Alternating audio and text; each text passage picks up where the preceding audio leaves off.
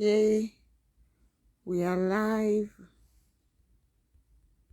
Hmm. Yay.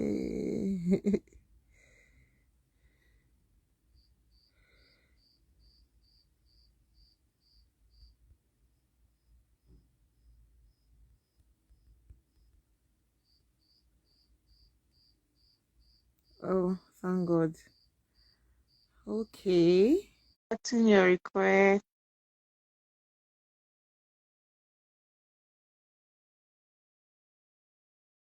Instagram. Hey, I'm accepting the request.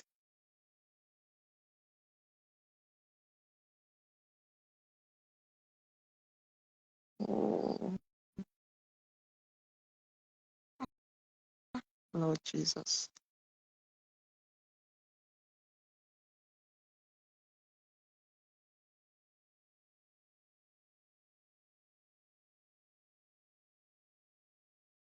Please. Internet. What's going on?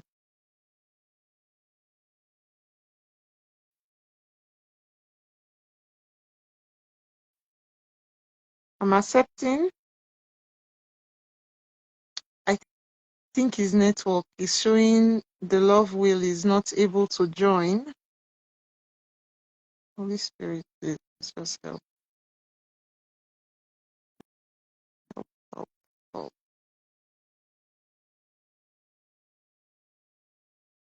Finally. Thank you, Jesus. I was going to, I was just going to leave and then join again, but thank God. Thank God. This thing cannot go off. We have to finish before before anything happens. It did not go. Oh, welcome, welcome. Thank you, You. sis, for coming and Thank being you. gracious. Thank you. Mm. So, for anyone who's joining or will join later, my name is Hephzibah Frances, and we started a preparation on how to be a wife classes with, you may know her more popularly as the Love Wheel, Mrs. Sonia Okoro, my sister-in-law. And today is the second day of the class. I learned a lot from the first class. First class is on YouTube. You can go catch the replay.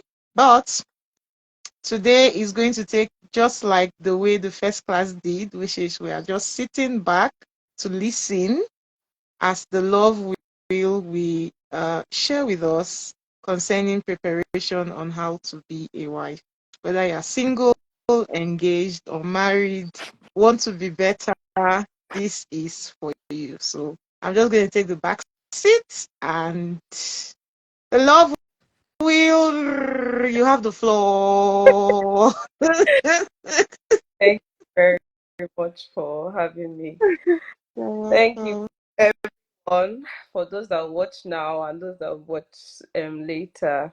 Okay, so I'm just going to dive right into it because we've been on and on with the network today. We cannot So, go off with this. amen. It won't. So I'm going to share a few things. Um, so like I always say, there are no rules. I feel like Mm, people should do what works for them, but there are basic mm, things that you can always from other people and also from like books and teaching sessions like this one. So just like if you keep an open mind, mm, it will help in your journey of marriage. So yes, the first thing I want to share is that you should not always feel like you are the most important person in the relationship, your mm, partner or your husband. I say partner a lot when I'm teaching because I feel like everything I'm sharing is valid for both men and for women. But yeah, mm, this is it. Preparation mm, on how to be excited. Try to say husbands more, but you are not the most important person. Your husband is as important as you are. There are mm, no because oh I'm the woman. I mean, you're a woman, yes, you get some special preferences, yes, but whatever you're feeling, whatever your husband is feeling, they are both valid. Whatever mm, you're concerned about, whatever your expectations are, or whatever your husband's expectations are, they are both valid. So don't feel like there should be like a special preference to you as a person just because you're a woman. It doesn't work that way. Or just because you're a woman, you just want to receive and receive and receive and not give anything. Like, whatever your husband is feeling is valid. Whatever his concerns are, they are as valid as your own. So keep in mind mm, that you're not the most important person in the relationship. You are both equal, coming together as one. You are both equal. And then the next thing I want to say is that your approach towards your marriage is important. What is your mindset about your marriage? What is your approach towards your marriage? How do you see it? mm, As, is it just, oh, I'm married and that's it? It should be like very important place or a very important union to you. You should treat it as something that is valuable to mm, you. How do you so I remember like a few months or a few weeks back, no, I think a few months back, I was just doing the dishes. I was angry because I hate to see the dishes not done. So I was just doing it grudgingly, and I remember just saying, men benefit in marriage more than women, because why am I mm, doing this? And I was just saying grudgingly. And I remember the Holy Spirit said to me that marriage is not a business venture where you're going to gain. It is not mm, about one person, that person not gaining. It's like I was just like, in my mind, I was like, even though, but I had that correct. Sometimes our mindset, we feel like, especially this happens with men and even with women. Sometimes you feel like, oh, this is what I want to benefit from the marriage. This is what I want to gain from the marriage. It is not a business venture where you go and make mm, profit. Want to start a business, start a business. Marriage is not that business that you do, that you go into because mm, of what you gain, what you want to achieve. It's not for a selfish purpose. It's for mm, God's purpose. Or it's for that union between both of you to help each other, to be there for each other, to support each other. It is not about one person benefiting and the other person not benefiting anything. So it's always important to have that approach. What is your approach towards your marriage? What is your mm, mindset towards your marriage? It's so important to have like a renewed, Bible says, a renewal of your mind. Have that renewed mm, mindset. What Ignore whatever the society is saying, oh, women should do this in their marriage, or what is God telling you to do in your marriage? What is God's purpose mm, for marriage? Always like have that mindset in your mind, regardless of what anybody is saying or what the society is saying. It is God's standard. Marriage is ordained by God in the first place. So everything that we do has to be like in fel or in, what's the word, has to be in alignment with God's purpose for our lives and for mm, that. It's so important to have that approach, like that positive approach, that godly approach to your marriage. Like, it's very, very important. And then next thing I want to say is understand your husband and what they can take. We all have the threshold. We all mm, have like specific things that we can take. I can say some jokes to my husband that another man might not be able to take. So I mm, understand that these are things that he can take. These are things that, oh, if I want to go out and hang out with friends, he's fine with that, because I understand with this. If I say, oh, I want to do this, or oh, I want to wear this outfit or do this thing, I understand that, oh, it will be fine with this. I cannot just wake up one day and do some random things that I know that he does not like, mm, just because I feel like I'm, it doesn't mean that he has to be fine with it. So you have to understand the person that you're getting married to. Understand what they like. Understand what they can take. Not everyone can take some sarcasm. Not everyone can take some jokes. Not everyone can take some things that we do. A lot of times you can just there you can just feel like, oh, let me just do this things because this is where I've been. But your husband might mm, not be comfortable with it. So you have to like consciously make all of that adjustments, because now you're no it's no longer about you and the things that you like and the things that you just want to do for yourself. It is now, you are now living your life considering another person. So everything that you do, every decision that you make, every step that you take, you have to consider that person. So you have to understand your husband to a great extent, to know what they can take, to know what they like and what they can receive, what they can do. Understand them to a great extent. If somebody says, oh, your husband did this, I can beat my chest to say, oh, my husband cannot do that. Like, understand this person, know this person that you're getting married to, know them for themselves, know them for who they are, not what another person expects them to be or what society expects them to be. Understand them as an individual first. Understand him as a man also, and understand him that this is the person that God has placed in your life. Understand the level of authority he has over you, over your life, over the marriage, over everything. Like that understanding is so important. Ask questions, have conversations to build your understanding of your husband, to build your knowledge of him. Like have that understanding is very, very important. And next thing I want to say is that as a wife, your life can become very busy and very noisy, mm, something that we cannot control. So it's the reason why God has taken you from your single season to being married. It's a different season entirely. mm, It's no longer about, oh, I want to go and fast for 10 days, and I don't want to have sex with my husband because I feel like this. But if your husband is not comfortable with it, it's no longer about you.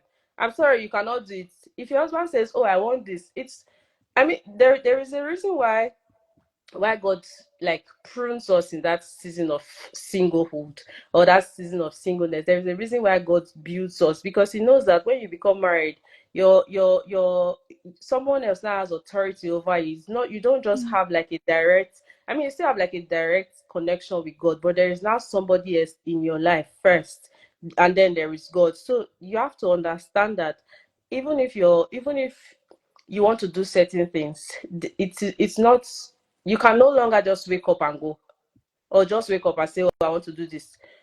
That's why there is now an authority in your life that you have to consider every time, that in everything that you do and every decision that you do. So it's so important to remember that your life can become very noisy, your life can become very busy. It's okay. It's okay to create time. It's okay to, I don't know if anyone has had this moment where you are in a noisy place and someone says a word to you, just one word, you can easily catch that word, right? But if the person keeps saying like a lot of things and like different, you can miss a lot of things. You can miss a lot of words in the process because where you are is very noisy. That's how your life becomes when you become a wife. You're thinking about your life. You're thinking about your work. You're thinking about your business. You're thinking about kids. You're thinking about how to make the marriage and the home, everything work. Like your life becomes very occupied. There's so much that a woman does in a marriage that you can't even compare it to what a man does. Like, mm, understand that the man has to provide, but the responsibility that a woman has, it's so much that your life can become very busy. Don't beat yourself up. Even in that quiet or in that noisy space that you are in, you can still hear what God is saying. If God speaks like a lot of things to you, if it's just one word that you pick, take that one word, write it down. Also consistently ask God, like, I need clarity on this. Because you can still create time to have your quiet time when you want, but you will not always have it as easy as when you were single. Because sometimes it's the children that will wake you up from your sleep. It's one thing that will wake you up from your sleep. It's, you have to do this, you have to do that. Like today, I cannot count the number of things I've done. I came back home from work this morning, I made somebody's hair, I've cooked, like I've packed a luggage for my sister. Like I've done so many things before coming right here. So it's not that easy to say, oh, I want to spend 2 hours and just sit down and pray and like do before. like before. Exactly. Now your life has changed and God understands that. God, it is God that has brought you into this season of your life. So He doesn't expect that you now have that so much time to spend with Him. I mean, so you can still like take some days, oh, today this is what I want to do, and that's fine, but you will not always have that time like every day. There's now a lot of things that you need to take care of. So in that busy space, in that noisy space, you can, if it's one word that God has spoken to you that you've heard, take that one word, write it down, and still ask for clarity, and keep going on with your life, and God will still continue to speak to you even in that noisy space that you're in. God will continue to speak to you. He knows that, this one has not heard this thing. Let me tell her again. Let me give her a reminder. It can even be in the little things or in the busy moments that you're doing, or doing something with your kids, that your child says something to you and you're like, oh, this is what God said the other time. Like this is a reminder, or your husband said something and you're like, oh, this is a reminder to what God told me the other time. Like, Mm, just, you have to like pay attention even while you are busy. You have to still listen even while you are busy. Like, I don't know how to explain this, but it's a lot of consciousness to be able to be busy and still hear mm, God. Be mm, busy with a lot of, yeah, you might be preparing your child's lunch and be hearing God. You might be cleaning the house and be hearing God. Like, it's just, you have to like consciously hear, you have to consciously listen sometimes. And then I also want to say that even in your busy moments in the day, you can still talk to God. Sometimes it is mm, when house, that's when I'm worshiping, that's when I'm praying and just be speaking in tongues and be doing like, because I don't always have that moment to say, oh, I want to be quiet. There's a child in the house that is running up and down and screaming. So I always know that, okay, I can actually do this thing while I'm doing this. I can always Mm. multitask. I can be bathing care and just be singing and just be praying and just be worshiping God. Like, God understands that. It doesn't mean that you have to get that quiet space before you know that, oh, you are worshiping God. Your worship is your life. Your worship is everything that you do. Raising your children is worshiping God. Taking care of your home is honoring God and worshiping God. So you don't always have to like have that quiet moment and say, oh, that I've not spent time with God. You're spending time with God while you're doing what you're doing. You're still spending time with God. So just don't be too hard on yourself. Don't beat yourself now because, oh, I used to pray for 20 hours. I can't do that anymore. Now God is far from God is not far from you. God knows where He has placed you, and He knows that it's a different season of your life. So He understands. It is God that has taken you to where you are. So He understands that you will not always have that hours or those long, but you still have those 5 minutes of intimacy, 10 minutes of praying in tongues. Like, He understands that this is a new season of your life. Like, your worship is now you. Your worship is expressed in everything that you do, in the daily activities that you do, in your going to your job, you're going to your business, your like every random thing that you do is your worship, is your life, is your service to God. You're taking care of your kids, is your service to God. Like, everything that you do is honoring God. So don't be too hard on yourself. And the next thing I want to say is to be financially prudent. A lot of men struggle with their Mm. finances. Like, and I don't know about you, but I know so so many men that men are just like, the way most men, the way their mind works is, I will spend this money and I'll make another one. We are not Mm. like, me personally, I'm not like, I'm very prudent with money. I'm not like, oh, let's buy this, let's buy that. Some days I want to splurge and enjoy, but I also understand that it is important to have savings. It is important to do this, to invest and this. Be the person that does that, because it's difficult for men. There's a reason why God has placed you in that man's life. In Mm. fact, there are so many reasons, and one of them is managing the finances. Because if you are struggling with something, there is another person in your life to do that, to help you with that thing that you're struggling with. So if you find that your husband is the one that struggles with managing finances, it is your responsibility as a wife to now take leadership of that part of of the home. Take Mm. ownership or take leadership of that responsibility and manage the finances. Your husband cannot be spending carelessly and you're also spending carelessly. What is going to happen? Like, I know we like to take care of ourselves and to buy the latest this and, but I don't know, personally, I don't know how to say, oh, this phone is out, I want to get it, or this one is out, because it is not important. I Mm. know how to do important things first. I know how important it is to do, like, the things that are valuable, assets, not liabilities. You cannot be a liability as a wife. You cannot be so concerned about some Mm. mundane things that are not important. Like, your concern should be, how do we build this home? Your husband is providing, but what are you doing with what he is providing? Mm. Just like, it's so important to be financially prudent as a woman. I don't know how, as a woman, you are the one that is spending your husband's money carelessly, and then 1 minute you're like, oh, we have this and we have that. Next minute they're like, oh, we're broke because you were not prudent. That is your responsibility.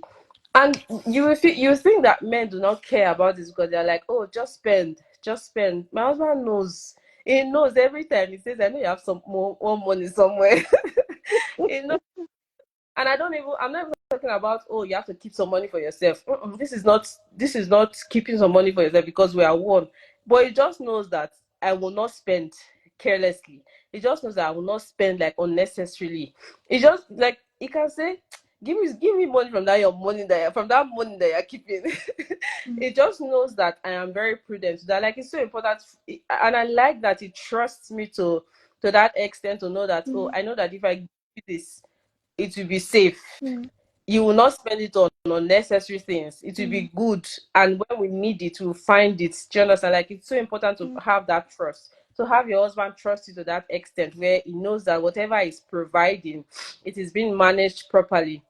And then the next thing I want to say is um, in-laws. I feel like when dealing with in-laws, your approach matters. Like your first approach should be peace and love. And it's so important to be wise. Like it's so important to be wise. Like Bible says wisdom is the principal thing, and in all that getting get understanding. Like you have to be wise.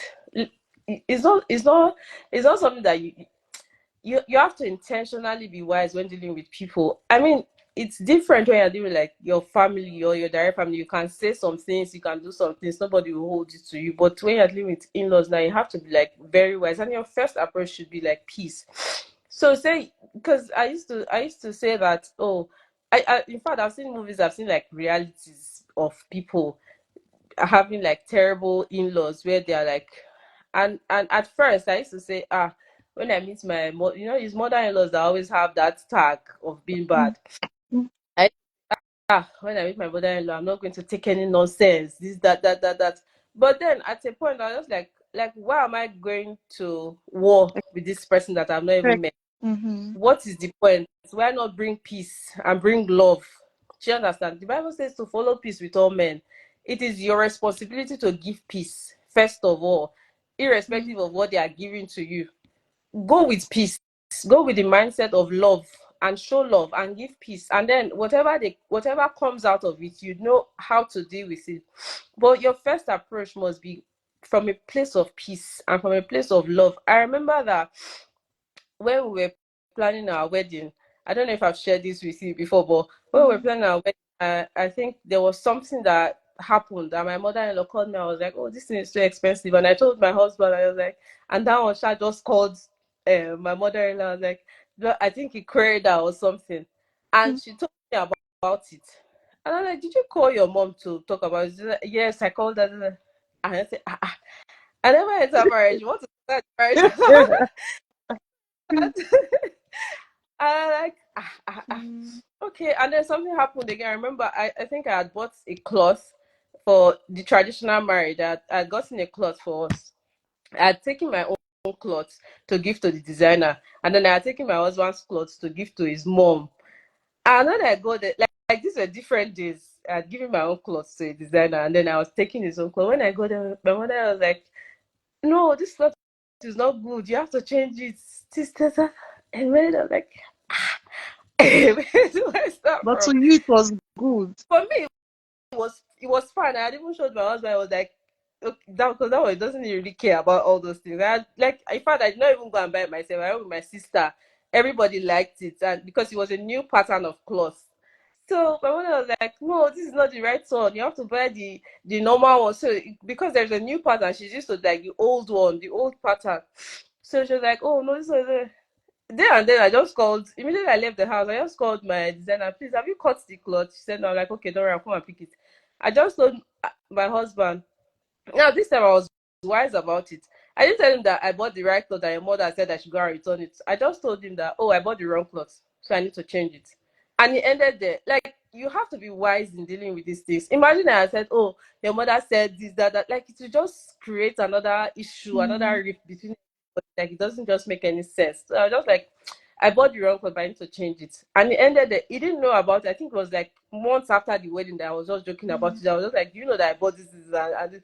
But then now we know that, oh, it will not be from a place of, oh, I'm creating issues between you and your Mm. mother because we just laughed and it ended there. But you have to like be wise about it, know how to deal with people, know how to deal with it. So I already knew that, oh, this is how my husband is. He's very protective.